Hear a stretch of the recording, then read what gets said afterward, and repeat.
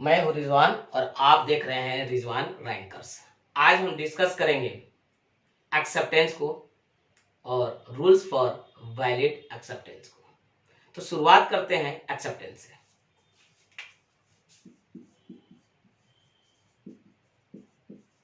Acceptance, ये video CF foundation के students के लिए है और उनका जो पेपर 2 है, आप पेज 1.16 पे ये टॉपिक दिया हुआ है। पेज 1.16 पर जाकर इस टॉपिक को देख सकते हैं।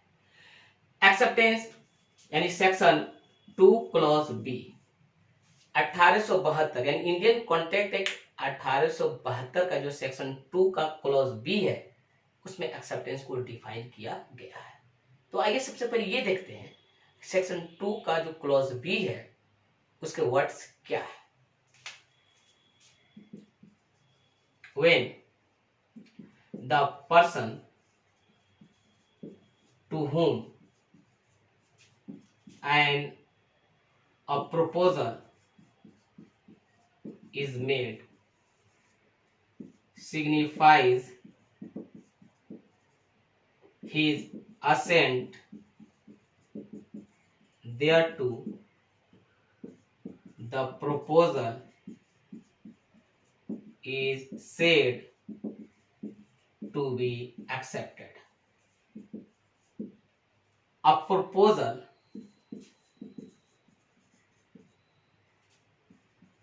when accepted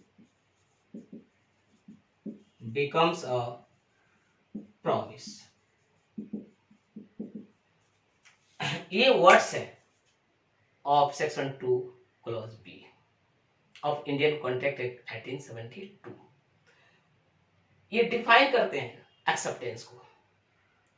When the person to whom a proposal is made, वो पर्सन जिसको कोई प्रपोजल या ऑफर किया गया है, signifies his assent thereto, उस प्रपोजल या ऑफर के लिए जब वो अपना असेंट यानी कंसेंट को सिग्निफाई कर दे, कम्युनिकेट कर दे इन वर्ड्स या otherwise, proposal is said to be accepted, कहा जाता है प्रपोजल एक्सेप्ट हो गया।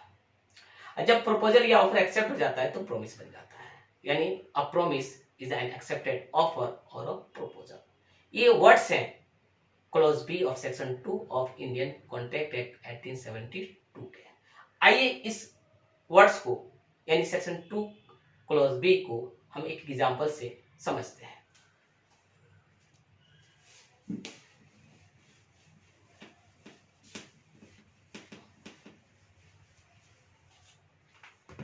For example, Mohan offers to sell his bike to Sohan for ₹10,000। देखिए, मोहन ऑफर कर रहा है to sell his bike to Sohan for ₹10,000। अब सेक्शन 2 क्लॉज बी के वर्ड्स को देखिए। The person to whom an offer is made, इसमें वो कौन सा पर्सन है जिसको ऑफर किया गया यानी प्रपोजल किया गया, वो पर्सन सोहन है।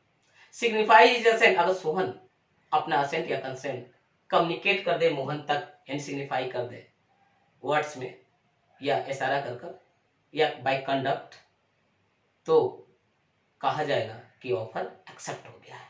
यानी जिस समय सोहन बोला यस या सोहन बोला इशारा कर दिया या सोहन इशारा कर दिया, गर्दन हिला दिया, तो ऑफर एक्सेप्ट हो गया अंडर सेक्शन 2 क्लॉज बी। तो क्लियर है, यानी person to whom an offer is made यानी वो की ऑफरी है, इस केस में सोहन है। जब वो अपना असेंट या कंसेंट ग्रांट कर देता है ऑफर के लिए तो ऑफर एक्सेप्ट हो जाता है। अब आते हैं, एक इंपॉर्टेंट टॉपिक है, एक इंपॉर्टेंट एक्सप्रेशन है जिसको सर विलियम एंसन ने दिया था, और इस एक्सप्रेशन के थ्रू बहुत ही खूबसूरत ढंग से ऑफर और एक्सेप्टेंस के बीच में जो रिलेशनशिप है उन्होंने इसको डिस्क्राइब किया था।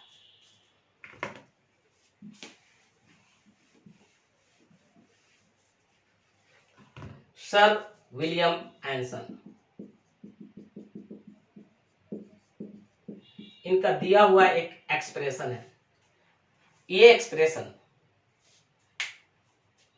ऑफर और एक्सेप्टेंस के बीच रिलेशनशिप को बहुत ही ब्यूटीफुल मैनर में डिस्क्राइब करता है।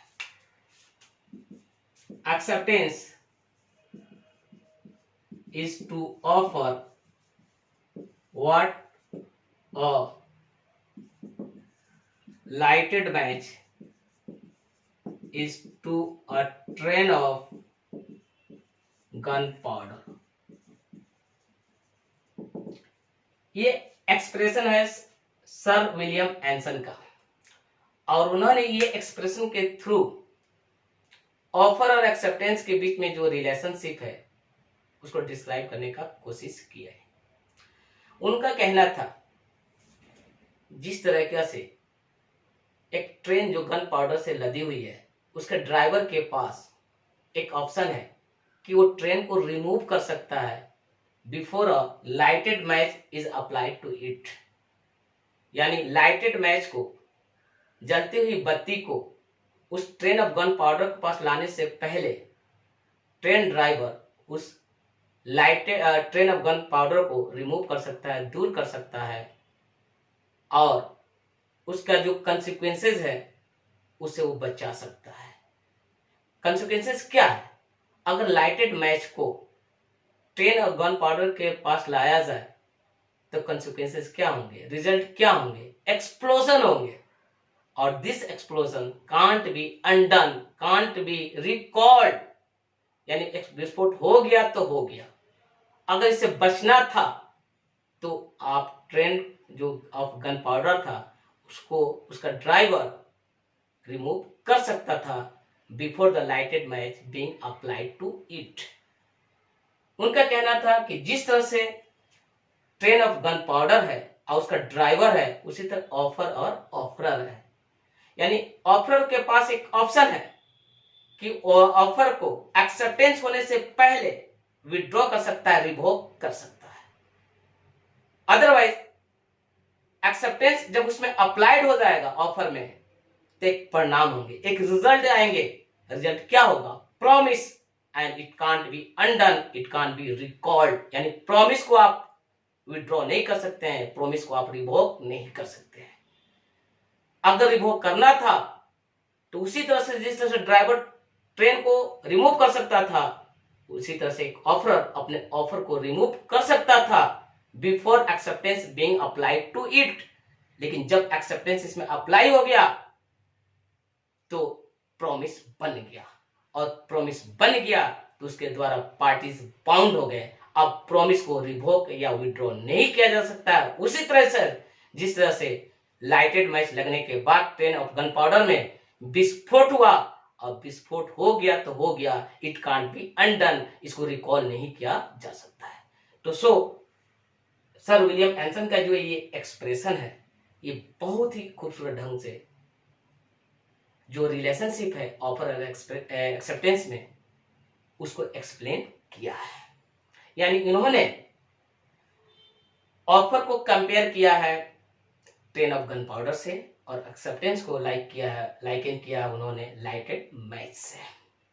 तो आई होप ये एक्सप्रेशन आपको समझ में आ गया होगा कि मैसेज ये है कि ऑफर के पास एक ऑप्शन है कि वो अपना ऑफर को विड्रॉ कर सकता है बिफोर इट्स एक्सेप्टेंस।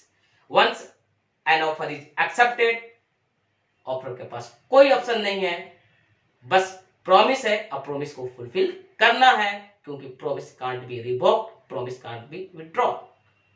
अब बात करते हैं वैलिड एक्सेप्टेंस के रूल्स क्या है। Rules for valid acceptance. Rules for valid acceptance यानी यहां पर हम उस रूल्स की बात करेंगे जो ये इंश्योर करते हैं कि एक्सेप्टेंस वैलिड है। आप हम सब जानते हैं, for a valid contract, a valid offer and its valid acceptance are required. यानी एक वैलिड कॉन्ट्रैक्ट के लिए वैलिड ऑफर और वैलिड एक्सेप्टेंस का होना जरूरी है। तो एक्सेप्टेंस वैलिड होगा कब? जब कुछ रूल्स को, कुछ प्रोसीजर्स को फॉलो किए जाएंगे, तो क्या है रूल, आइए देखते हैं। Acceptance must be made by the person having the authority to accept it। देखिए, acceptance must be made by the person having the authority to accept it। acceptance उसी पर्सन के द्वारा होगा जिसके पास एक्सेप्ट करने का अथॉरिटी होगा। आइए इसको हम एग्जांपल से समझते हैं। आप तो जानते हैं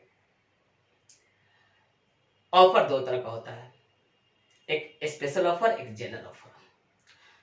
स्पेशल ऑफर के केस में यानी जब कोई ऑफर किसी डेफिनेट पर्सन को या डेफिनेट ग्रुप को किया जाता है तो किस पर्सन के पास अथॉरिटी टू एक्सेप्ट है, उस पर्सन को जिस पर्सन को ये ऑफर किया गया है उस पर्टिकुलर पर्सन के पास ही अथॉरिटी टू एक्सेप्ट है। जैसे मोहन सोहन को बोलता है क्या तुम मेरा कार 10,000 में लोगे, तो यहाँ पर सोहन है वो पर्सन है जिसके पास एक्सेप्ट करने की अथॉरिटी है। यानी सोहन छोड़कर कोई भी दूसरा बंदा इस ऑफर को एक्सेप्ट नहीं करेगा और कर भी लेता है तो वैलिड कॉन्ट्रैक्ट नहीं बनेगा। इस रिगार्डिंग एक बहुत ही लीडिंग जजमेंट है, बोल्टन वर्सेस जोन्स का केस, जो 1857 का केस है, 1857 का केस है। ये दो पार्टीज थे, बोल्टन वर्सेस जोन्स। एक दुकानदार था, उसका नाम था ब्रोकलहर्स्ट। उसने अपना दुकान को, अपना बिजनेस को बोल्टन से बेच दिया था और ब्रोकलहर्स्ट का एक क्रेडिटर था जॉन्स। लेकिन जॉन्स को इस बात की जानकारी नहीं थी कि ब्रोकलहर्स्ट ने अपना बिजनेस बोल्टन को बेच दिया है। एक दिन जॉन्स ने एक ऑर्डर प्लेस किया, किसके नाम से, ब्रोकलहर्स्ट के नाम से, for the delivery of some goods. लेकिन बिजनेस ब्रोकलहर्स्ट के पास नहीं था, बिजनेस तो चला गया था किसके पास, बोल्टन के पास। बोल्टन ने उस गुड्स का डिलीवरी कर दिया, किसको, जॉन्स को। जब पेमेंट करने की बात आई तो जॉन्स ने रिफ्यूज कर दिया, ये कहते हुए कि he intended to enter into a contract with Brocklehurst and to set off his debts. यानी वो, उसका कहना था कि वो ब्रोकलहर्स्ट के साथ कॉन्ट्रैक्ट करना चाहता था, उसके साथ जो कर्ज था उसको राइट ऑफ करना चाहता था, सेटअप करना चाहता था। मेरा कोई इंटेंशन नहीं था कि किसी दूसरे पर्सन के साथ मैं कॉन्ट्रैक्ट करूं। जब मामला कोर्ट में गया तो court decided in favour of Johns, saying that the offer was special in nature and it was Brocklehurst यानी the shopkeeper who had the authority to accept the offer। यानी ऑफर को accept करने का authority ब्रोकलहर्स्ट के पास था, न कि Bolton के पास था। यानी बोल्टन के द्वारा किया गया एक्सेप्टेंस वैलिड नहीं था। As a result valid contract Boulton और जॉन्स के बीच में नहीं था। तो आपने देखा कि कितना इंपॉर्टेंट इस बात को जानना कि एक्सेप्टेंस वही करेगा जिसके पास अथॉरिटी टू एक्सेप्ट होगा। किसके पास है ये डिपेंड करता है ऑफर स्पेशल है या जनरल है। जनरल ऑफर के केस में क्या होता है, it can be accepted by anyone having knowledge of the offer and fulfilling the terms of the offer. जैसे कि आपने Carlill versus Carbolic Smoke Ball Company के केस में जानते हैं। तो ये बहुत ही इंपॉर्टेंट एस्पेक्ट है एक्सेप्टेंस का कि एक्सेप्टेंस वही करेगा जिसके पास एक्सेप्ट करने के राइट होंगे। Number 2, acceptance must be absolute and unqualified और अनकंडीशनल।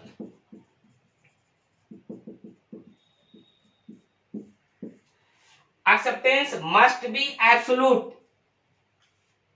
एब्सोल्यूट एक्सेप्टेंस क्या है ये भी जानना जरूरी है। अनक्वालिफाइड एक्सेप्टेंस क्या है ये भी जानना जरूरी है। तो acceptance is said to be absolute when it is accepted यानी an offer is accepted in the manner in which the offer wants it to be, यानी ऑफर जिस मैनर में चाह रहा है बिना कोई टर्म्स में वेरिएशन किए हुए, अगर ऑफर को उसी मैनर में एक्सेप्ट किया गया तो acceptance is said to be absolute. Absolute का मतलब यह हुआ कि ऑफर के टर्म्स में या मैनर ऑफ एक्सेप्टेंस में कोई चेंजेस, कोई वेरिएशन ऑफर के द्वारा नहीं होना चाहिए। मतलब एक एग्जांपल से हम इसको समझते हैं।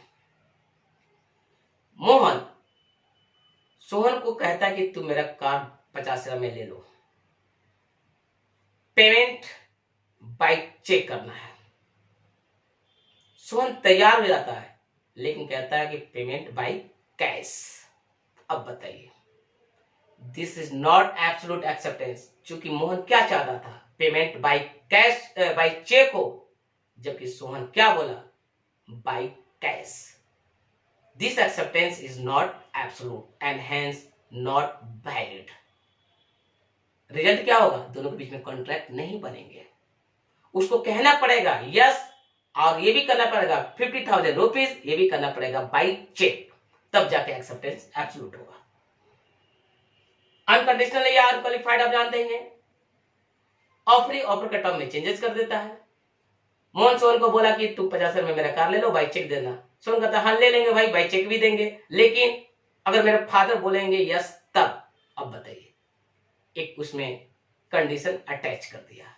अब यहाँ पे एक्सेप्टेंस क्वालिफाइड हो गया, इनकंडीशनल हो गया। इस ग्राउंड पर ये एक्सेप्टेंस वाइड है, ना कि वैलिड है। तो so acceptance must be absolute and unqualified and unconditional. Third,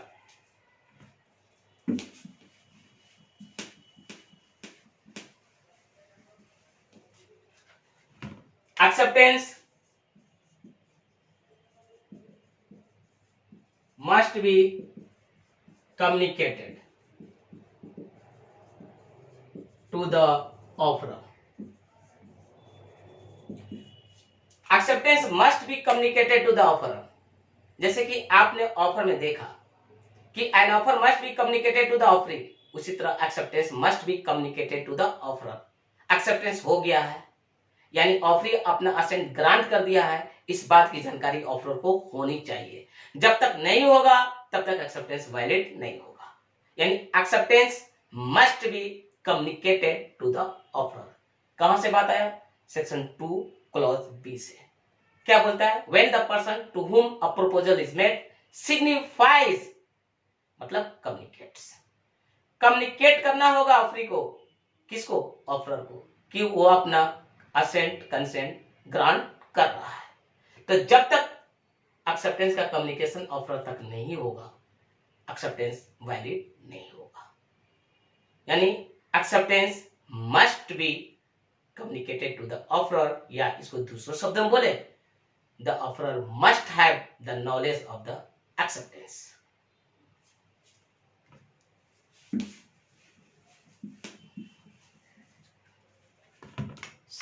mere silence or mental acceptance is no acceptance. Silence, offer offeree को ऑफर करता है और ऑफरी कुछ रिप्लाई नहीं किया, कुछ सिग्निफाई नहीं किया, यानी वो साइलेंट है या अपने मन के ही अंदर कंसेंट दे दिया। यानी मेयर साइलेंस या मेंटल एक्सेप्टेंस, मन मन में सोच लिया कि मैंने इसको एक्सेप्ट कर लिया, कम्युनिकेट करने की क्या जरूरत है। तो लॉ कहता है कि साइलेंस हो या मेंटल एक्सेप्टेंस हो, ये वैलिड एक्सेप्टेंस नहीं है, क्योंकि एक्सेप्टेंस का कम्युनिकेशन, एक्सेप्टेंस का जानकारी ऑफर तक होना जरूरी है। अगर ऑफरी अपना एक्सेप्टेंस को ऑफर तक कम्युनिकेट करने में फेल कर गया तो एक्सेप्टेंस वैलिड नहीं, एक्सेप्टेंस वैलिड होगा और ये एक वैलिड कॉन्ट्रैक्ट को जन्म नहीं देगा।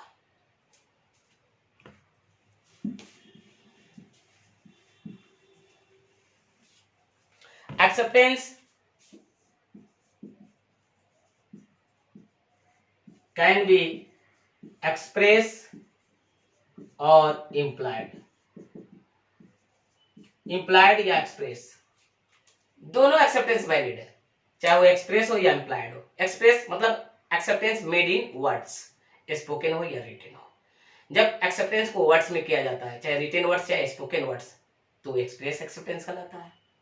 जब उसको इम्प्लाइड किया जाता है from the conduct of the parties, तो उसको इम्प्लाइड एक्सेप्टेंस कहा जाता है। जैसे मोहन सोहन को बोला, क्या मेरा कार 10 मिल लो, सोहन बोला yes, this is express acceptance, this is valid acceptance. लेकिन एक ऑटो है, ऑटो में आप चढ़ कर बैठ गए, तो getting on a auto it is implied acceptance. आपका कंडक्ट जो है, यानी getting on the taxi, getting on an auto is also acceptance, and it is implied acceptance, and it is valid, and there is a valid contact between you and the auto driver। क्योंकि यहाँ acceptance जो है वो implied है, inferred है from your conduct। the conduct is getting on a taxi and getting on an auto। तो so getting on a bus, it is also another example of implied acceptance। तो acceptance implied हो या फिर express हो, they are valid acceptance।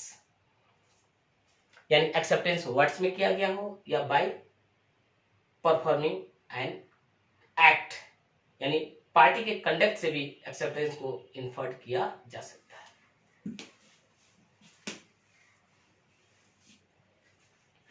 Acceptance must be made in the prescribed mode। Acceptance must be made in the mode prescribed by the offerer। यानी offeror जो mode prescribe किया है उसी मोड में एक्सेप्टेंस होना चाहिए। अगर मोड प्रिस्क्राइब नहीं है तब तो जो कॉमन और रीजनेबल मोड है उस मोड में एक्सेप्टेंस होना चाहिए। क्या है रीजनेबल, क्या है कॉमन, ये कॉन्टेक्स्ट लॉ डिस्क्राइब नहीं करता है, but based on circumstances and facts of the case, the court would decide the common and reasonable mode। ये केस के फैक्ट पर, सर्कमस्टांसेस पर डिपेंड करता है कि कॉमन और रीजनेबल मोड ऑफ एक्सेप्टेंस क्या होगा। लेकिन अगर ऑफरर मोड ऑफ एक्सेप्टेंस को डिस्क्राइब कर चुका है, प्रिस्क्राइब कर चुका है, तो उसी मोड में होना चाहिए, अदरवाइज एक्सेप्टेंस वैलिड नहीं होगा। Type,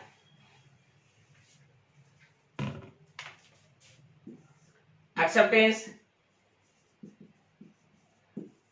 must be made with in the time prescribed. Acceptance जो टाइम प्रिस्क्राइब्ड है उसी के अंडर में होना चाहिए।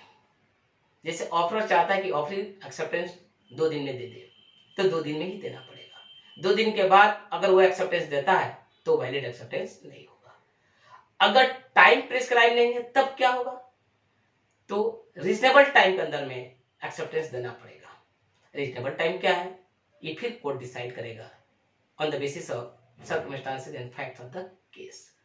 सो आपने अभी देखा कि वैलिड एक्सेप्टेंस के लिए क्या क्या रूल्स हैं, इस रूल्स को फॉलो कर ही वैलिड एक्सेप्टेंस बनाया जा सकता है। और एक valid acceptance to a valid offer leads to a valid contract. अगर ये वीडियो आपको अच्छा लगा होगा तो आपसे हम प्लीज रिक्वेस्ट करते हैं कि आप मेरे चैनल को सब्सक्राइब करें, लाइक करें एंड शेयर करें। Thank you.